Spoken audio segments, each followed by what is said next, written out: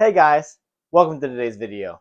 Today we're going to talk about how to take multiple different pieces and fuse them to make a single finished piece using a process called PLA welding. Let's talk about it.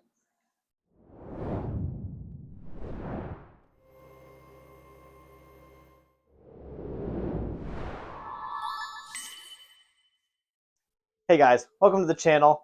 My name's Alex, channel's name is Pratt Printing Press, and today we're going to talk about a useful skill that you might be able to use if you're into 3D printing and you've asked that question, what do I do if I only have a smaller printer? I am fortunate that I do have a bit of a variety of printers now, where I do have some larger printers while I also have some faster printers, but we all come to the same place at some point if you're building anything that's large with a 3D printer, and that is, what do I do if I have a large piece that I need to print out and all I have is a small printer? Well, the good news is that if you have a small printer but you're wanting to print out large pieces, you still have lots of options that will allow you to print those larger items that you're wanting to print. For example, I got my Mandalorian suit over here. Now, my Mandalorian suit was one of the very first things that I ever 3D printed and post-processed and painted, and my first cosplay thing that I built with a 3D printer. Believe it or not, this entire suit was printed on an Ender 3 Pro, which is not a particularly large printer. Now, to accomplish this, I had to break apart the files into smaller pieces that I could then print in small chunks on my small 3D printer and then fuse together. Now, I want to preface this video by saying I'm going to show you how to PLA weld, but I'm not saying that that's the only way that you can fuse pieces together. There are plenty of other options involving glue or staples or 3D pens. We might talk a little bit about a 3D pen in this video, but for the sake of this video, this is just going to be a dedicated video where we talk about PLA welding specifically, where we're going to be welding the two pieces together. I know that for some of you watching this, it might be really intimidating to think of trying to PLA weld something and try to hide your seams and have a finished prop, but trust me, this right here was the first helmet that I ever welded together. And it's not perfect, and I know where I can see the lines, but it's pretty darn near perfect, especially for my first prop. So if I am able to accomplish this, trust me, you are capable of learning how to do this too, with some time and some patience and some practice. So, first things first, let's talk about taking a 3D file and then cutting that into smaller parts that we can fit on a smaller 3D printer and then print out our parts. Okay, so here we are at the computer, and I'm going to show you how exactly we're going to go about cutting up a 3D model into smaller pieces so that we can then weld it together. Now, there are a lot of different tools that you can use to cut up a 3D model like this, but we're primarily going to be focusing on one today, and that's literally going to be using Bamboo Slicer. Now, there are lots of different clones out there like Orca Slicer and whatnot, so if you're using one of those, it's going to be a very similar process. You can probably figure it out from this video. So here we are in Bamboo Studio, and you can see my particular 3D model that I already have preloaded into the slicer. Now, as you can see, this right here is actually the fin that goes on the top of the helmet. Now, yes, of course, for this particular one, I could reorient it so that it would fit on this printer, and that would be working just fine. But for the sake of this video, I'm trying to show you how to cut this up so that you can print it with a smaller 3D printer. For this, you're going to want to click on your model, and then you're going to come up here to the tool that says Cut. Now, you're going to see this different menu show up. There's some different settings in here that you can play around with, and I do encourage you to play around so that you can better understand what's going on here. But this right here is showing that we'd actually be cutting this right down the middle, and then we'd have two large flat pieces. That's not really practical for what we're looking for. So what we're going to do is we're going to change the angle of the cut. Now, I'm just going to do this as a straight cut, but you could, of course, do this at an angle if you wanted it to be angled. But line it up where you want it, and then move it around where you want it. So let's say I decide I want it right here. I can then perform the cut, and I now have two pieces that I can print on a smaller 3D printer, right? But there's lots of other tools in here that are actually really helpful that I want to show you as well. So if you go into the settings here, you're going to see that we're currently under the planar settings, but you can actually change this to the dovetail if you want. Now, this isn't really demonstrated all that well on this particular piece, but you can see that it actually has kind of this dovetail shape that you can actually make smaller or larger, depending on your needs. But it almost makes it like a puzzle piece that you could use so that you can perfectly align your next pieces. So play around with this. I haven't used this a whole lot, but I know that there are some great applications for this, and I wanted to show you that. But back in here, an awesome tool that I wanted to show you is going to help you with alignments, and that is here where there's a setting here that says Add Connectors. Now, what's going to happen is if you were to cut this, just cut it again. Now you've got these two separate pieces. Sometimes, depending on what kind of cuts you're working with, sometimes it can get a little bit confusing or difficult to line everything up. Sometimes you'll try to line it back up, and when you're welding it, you might find something like this where this is a bit dramatic, but the point being that sometimes everything might not line up properly. They actually have this setting in here for connectors that I think is fantastic, where get back into our cutting tool, and now I'm going to hit add connectors. So here's where the actual cut's going to be, and you can see that we've got different kinds of plugs that we can add in here. We've got the plug, the dowel, the snap, different styles and shapes. You can play around with those settings, the size. But what I'm going to do is I'm going to be using a plug here, and I'm just going to add a few alignment pegs. These are a little bit sporadic. It doesn't have to be pretty. I'm just trying to make a point here. I'm going to confirm my connections here. And now, when I perform the cut, looks great, right? But when we pull this back, now look, I now have alignment pegs on that side, and I've got little holes in this side where once I print this, I know I can use these to perfectly line everything up. So this is honestly an absolutely great feature for when you're trying to cut something, but maybe you're not sure that it's going to line up perfectly. I actually used this for a round shape that I was cutting earlier. I had to cut two pieces, and it was going to be a round circle ring, and I was nervous that I wasn't going to be able to connect them properly or line them up properly, and this saved my bacon. So awesome tool. I hope you can use that. So that's the basic science of how you can cut up a 3D model literally right here in your slicer. And you could do this any number of times. So if you just wanted to keep cutting this up, you got a really small printer, I don't know what your situation is, you could just keep chopping this up, and it would help you out in your project. Very simple, honestly not difficult to figure out. Once you start playing with this, you're going to realize that this is really simple. So typically, most of the time when I have to make my own cuts, I'm almost always able to take care of that in Bamboo Slicer. But there are a plethora of other tools out there that are great tools for cutting up models. I don't use all of them, but another one that I do use a little bit more regularly than the others is going to be Mesh Mixer. Mesh Mixer is completely free to download, so you can go pick this up right now, download it, put it on your computer, and play around with this. Now, just like in Bamboo Studios, there is the ability to make plane cuts. It's really simple. It's going to be really similar process. You just figure out the angles and just cut it. But one of the things that I absolutely love Mesh Mixer for is that sometimes a model actually has multiple parts. So for example, I'm not going to do a plane cut if I'm wanting to get this little piece here or this little piece out. That's not really going to work, right? For that, I'm actually going to be using a special tool in Mesh Mixer. Now this only applies to certain files. Not every file is going to be built this way, but this particular file, I know that this is built with multiple parts. This is a part, this is a part, this is a part, this is a part. So what I can do, because all of these different pieces come together to make one piece, what I can do is I can click here where it says separate shells. This does take a second. Now you can see all of the individual pieces that make up this file. So for example, if I just wanted this piece here, I know that this is the back complete for. I can literally grab these pieces and I can delete them. And now I'm left with the one piece that I want, and I can go ahead and export this. Again, this is going to be only useful in certain situations. Not every file is created equally, so some of them are not going to allow you to do this. But whenever you're trying to make really specific cuts like this, it's always worth taking a look, because sometimes the modeler has already done that work for you, and Mesh Mixer makes that really easy. This is really just a general overview because, like I said, there are lots of different tools that you can use, and these are just a couple of ones that I personally like to use the most in my regular routine at work here. For some of you, this won't even be necessary, because a lot of modelers out there, like DO3D or Galactic Armory, for example, when you buy their files, a lot of times they include a folder where it's already been cut up for you for a smaller printer, so that you don't even need to worry about doing this. But for me personally, I like knowing how to do this, and it's a skill that I can certainly improve on. There's lots that I have that I can learn on, but I wanted to show you guys some of the basics.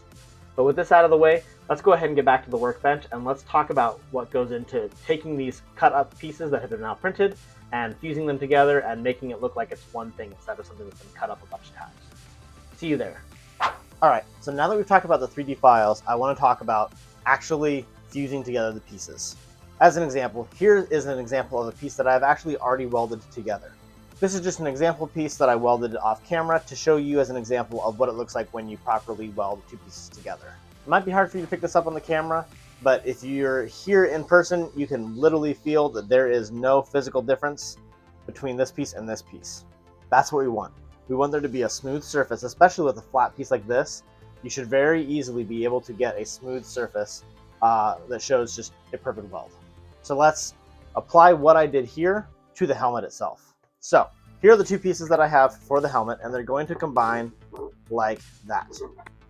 This is actually a great example prop to show this off because half of this helmet is actually going to be covered.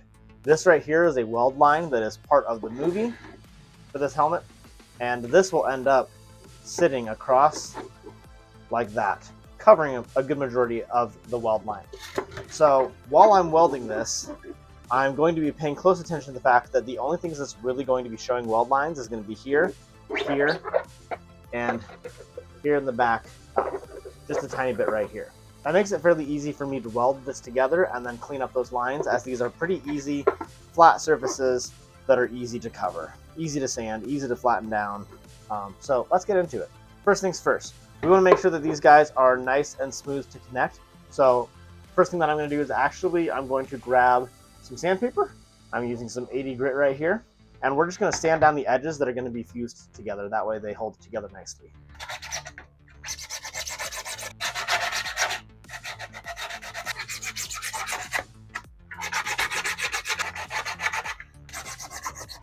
Okay, so now both of these pieces have been sanded, just kind of a light sanding with a rough grit, and it'll help them bond together a little bit better. Now, we're nearly ready to go ahead and weld these guys together.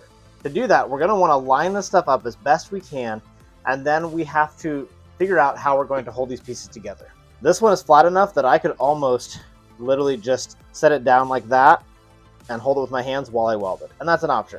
However, I'm also going to use some tape just to give us a little bit extra grace to make sure that we don't mess this up. So duct tape, masking tape, whatever you want to use, go ahead and secure it in a few spots. While we're talking about this, I want to mention that some people will actually glue the helmet together. And if you're just gluing the helmet together, that's fine. You could go that route. But if you glue the helmet together and then decide to weld it together, you are not going to be very happy with what's going to happen. Because once your hot soldering iron hits the glue, it'll actually evaporate into the air, and it leaves nasty toxic fumes, and it could blind you. So yeah, make sure you're not using glue and welding. Try to do one or the other. I do my very best to avoid having any glue in a spot that I'm planning on doing some welding. On that note, make sure you're taking care of yourself and considering your health and your safety. Make sure that you're doing this in a well-ventilated area. Wear a respirator. I will be wearing a respirator, but during the portions of the video in which I'm talking, I'm going to have the respirator off. But please, please, please, make sure you're doing this in a well-ventilated area and wear a respirator while you're doing this. And now, we're basically ready to start the welding process. You'll notice that I didn't go very crazy on the tape. I only have a couple of pieces on here, and that's because I actually like to have a little bit of wiggle room while I am welding. So for example, if I'm welding down here and I can tell that even with the tape, the bottom here is not square, while the plastic is still hot and malleable, I might push it down and make sure that it's lined up well before continuing with the welding process. With no further ado, let's talk about how to actually weld this thing. Well, for this, all you're going to need is a cheap soldering iron. You could also use something like a wood burning tool, but this soldering iron was honestly pretty inexpensive on Amazon, so if I can find the link for this one, I'll link it below. But now you want to find that seam line, and you just want to melt the plastic together. I'm going to show you a little bit on the top. Typically what I would do is I would start on the inside where there's not going to be details that we're going to have to worry about covering, but because this is going to get covered, I'm a little bit less concerned. So I am just very carefully heating up one side and then kind of brushing it over to the other side. If you can see that, you can see it's starting to melt in there. I'm filling that gap just a little bit. I'm not going to go crazy here. I'm actually going to start this real slow, and then we'll do a little bit more crazy. What you could do too is you could literally run this straight down the middle if you want, and then come back and kind of push things in. I do want to keep this as flush as possible on the top so that when I go to install the fin, it installs easily. All right, we got a pretty good start there.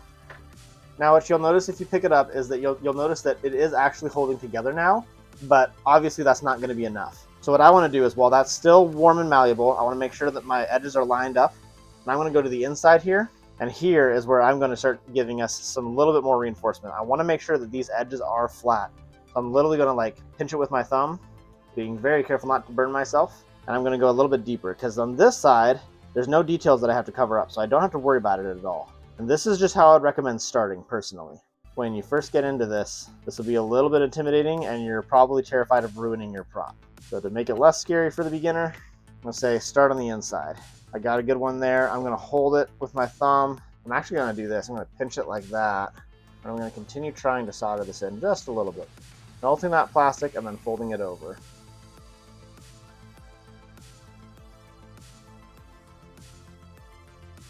I'll even fold over the corner here. Make sure it ends up nice and flat. All right, and just like that, the bottom of this has been nicely welded together, and you can't tell from this side. And this right here is super nice and flush. These are lined up really well. This is going to be really easy to post-process. Let's do the same thing on the back end, just to make sure that this end is lined up, and then we'll start filling in all the rest of it.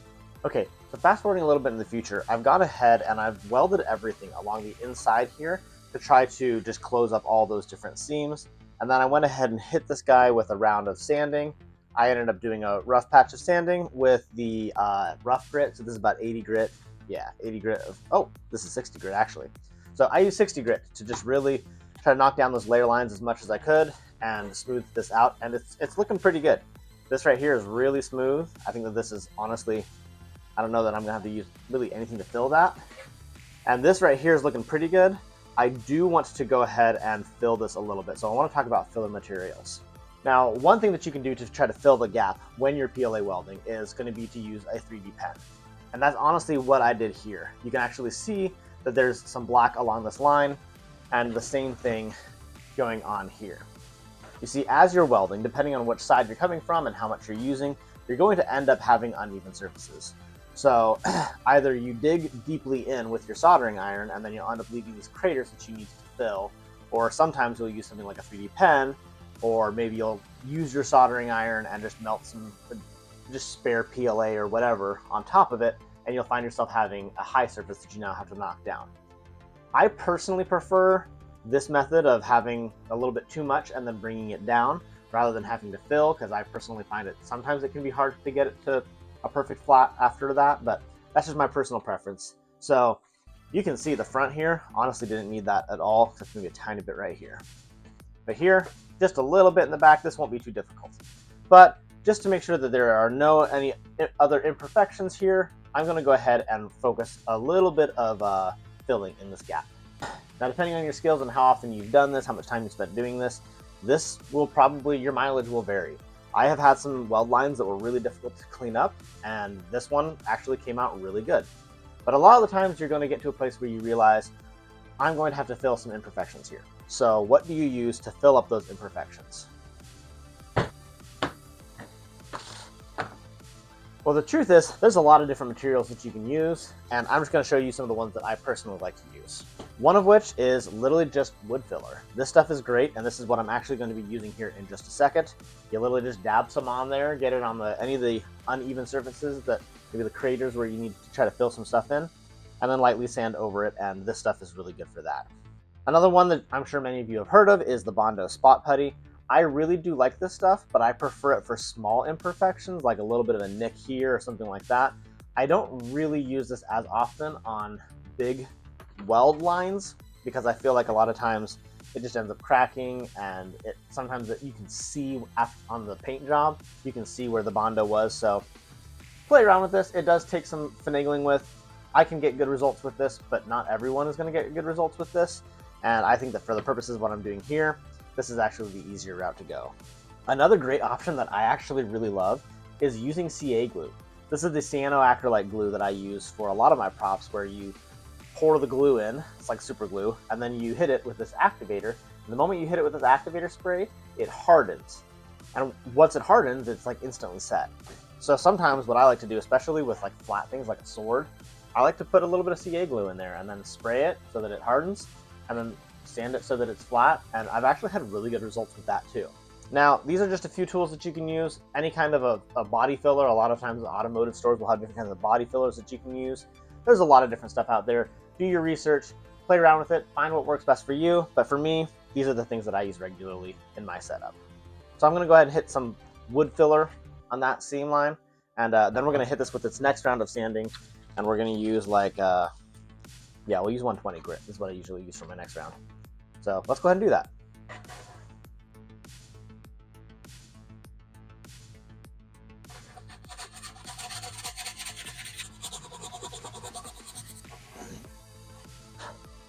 So literally there, after a very light round of, like extremely light round of sanding with this 120 grit, you can actually see a lot of the wood filler is gone, and there's just these little spots here or there where it's filled in any of those cracks and crevices. That's exactly what we're looking for.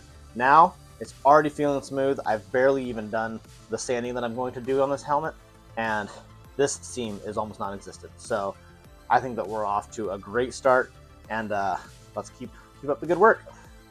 Okay, so at this point, I have given this guy a few rounds of sanding, and I'm really happy with how this is looking. Now, typically, what I would like to do here is I'd like to go ahead and hit this with a coat of filler primer. But for this particular project, this helmet actually goes, it needs this fin attached, like so. And so I thought about how I might go about attaching this. There's different ways. I mean, I could glue it, I could hot glue it. But because this is a welding tutorial, I figured we'd go ahead and we'd weld it. Now, the nice thing about this particularly is that in the movie that this is based from, this is actually welded on there, and this ridge right here, this is literally supposed to be a weld line. So that's actually going to give us a little bit more grace for while we're welding this on there. I'm going to try to weld it in here just a little bit, and then if I need to, I can add some. I've got a 3D pen right here hooked up. I might add a little bit of reinforcing materials in there, but it's going to allow me to weld this in place to give it some really nice strong bonding without having to worry about glue failing, for example. And yeah, I think it will make it even more accurate. So we're going to take a shot at this, and we're going to try to weld it.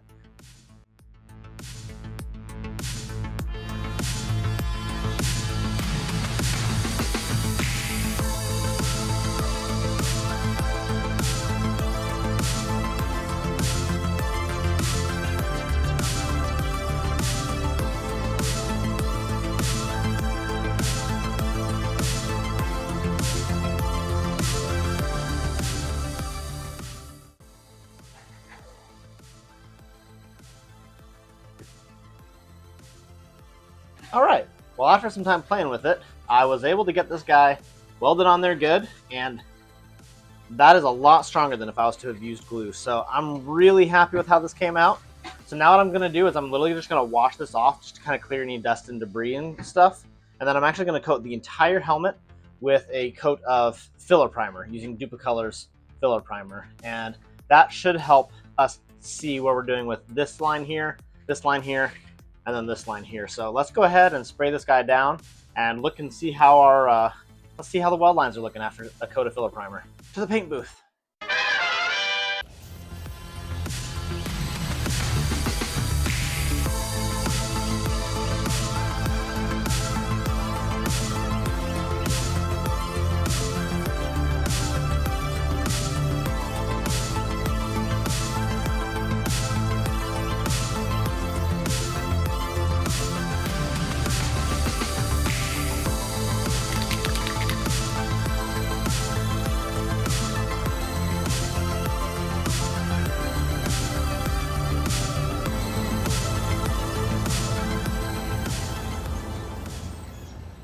All right, so literally after one round of filler primer, this helmet is already looking like it's supposed to be one piece, right? There are little tells here and there. If you know what you're looking for, you can see them, but seriously, at a glance, you almost can't see it at all. And this is literally after one round of the filler primer. Now, this isn't done by any means, but this is a really great starting place. From here, we're gonna continue to do what we've already been doing. We're gonna continue to sand. I'll work my way up to lighter grits, and we're going to continue to use stuff like Bondo or wood filler to start to fill these gaps. Any gaps that we're seeing with the filler primer, we're going to continue to just build up some layers there, smooth them out, hit them with more filler primer, smooth that out, until eventually we have a really smooth surface that feels really smooth, but also doesn't show those layer lines, or the welding lines, rather, welding lines. So to avoid making this a 30-minute long video, I'm gonna go ahead and do that stuff off camera. I'm just gonna continue to work up my layers, sand them down, do all that stuff, and then I wanna show you what the helmet is like when it's fully ready for its final paint job. Okay, so after a few more rounds of sanding it down and then hitting it with the filler primer, sanding it, filling it, sanding it, filling it, I'm really happy with the results that we have here. If you look around this helmet, especially from 5 feet away, you're actually not gonna see these lines at all. If you're looking really closely and you know what you're looking for, you might, but honestly, after we get this guy painted, and then after we end up doing some weathering to it, you're never gonna see any of these lines. So I'm really happy with how that came out. I would love to show you the finished paint job on this, but the reality is that this video is already like 30 minutes long, and I did not intend for it to be this long. But if you want to see the finished paint job on this, I'm actually working on a dedicated video series for the Rocketeer cosplay that I'm working on. New videos for that coming out very soon. Actually, I'll be launching my first video on it very soon, once I get this helmet wrapped up. So if you want to follow the progress of this helmet and the build and everything else that I'm working on here, make sure that you like today's video, make sure that you subscribe, that way you never miss any new videos, and click that bell icon, that way you're notified anytime I post a new video. With that being said, I hope that you got some useful nuggets from today's video. I hope that you can look around at some of the projects you're working on and maybe think about different ways that you can accomplish this now that you know how to weld. And be patient, give yourself some time. It does take some time to learn this. I haven't perfected it, but every time that I do it, it gets a little bit better each time. So stick with it and hit me up if you have any questions, because that's one of the great things about this community, is that we are all here to support each other as we're all learning and growing in these trades. All right, that's it from me. Thank you guys so much for all of your support. We really appreciate you guys, and we couldn't do this without you. And bye for now.